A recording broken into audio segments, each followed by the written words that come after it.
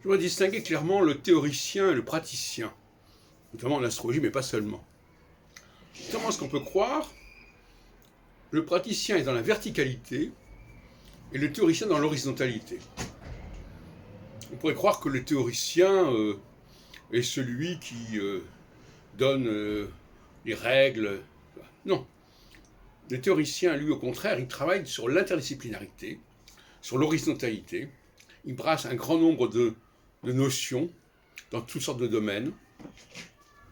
Alors que le praticien, lui, il est dans la verticalité, c'est-à-dire il applique, hein, il passe de la théorie à la pratique, justement.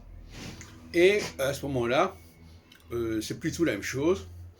Il n'est plus dans l'horizontalité, dans l'interdisciplinarité, il est dans l'application d'un certain modèle à un certain terrain particulier. On est dans quelque chose de très spécifique dans la pratique. On est toujours dans une spécificité. On applique ça sur un point précis, pour un moment précis. Le théoricien, lui, il est beaucoup plus dans l'horizontalité, c'est-à-dire qu'il brasse beaucoup plus large, et c'est ce brassage qui fait avancer la théorie. Alors que pour le praticien, c'est l'application répétée qui fait se préciser la pratique. C'est pas du tout la même chose.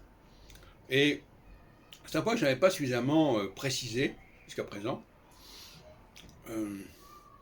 Parce que, oui, il y a toujours des choses qu'on découvre, des problématiques, des analogies qu'on n'avait pas comprises jusque-là.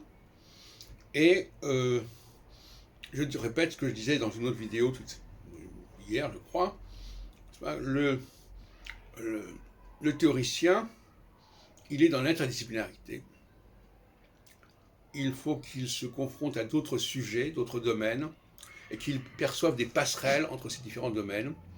Et également dans le temps, puisque dans le temps aussi, il faut qu'il aille voir dans d'autres périodes, dans d'autres époques, parce que parfois, comme j'ai montré par exemple sur Nostradamus, parfois c'est en allant voir un auteur plus tardivement, après sa mort, que l'on s'aperçoit qu'un certain nombre de ses œuvres, en fin de compte, ne sont pas de lui et lui ont été attribuées à titre posthume et même souvent de façon tout à fait antidatée et arbitraire.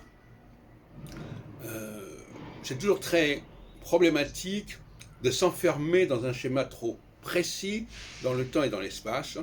Ça se paye toujours dans une hypothèque de la théorie en question qui ne va pas pouvoir tenir le coup.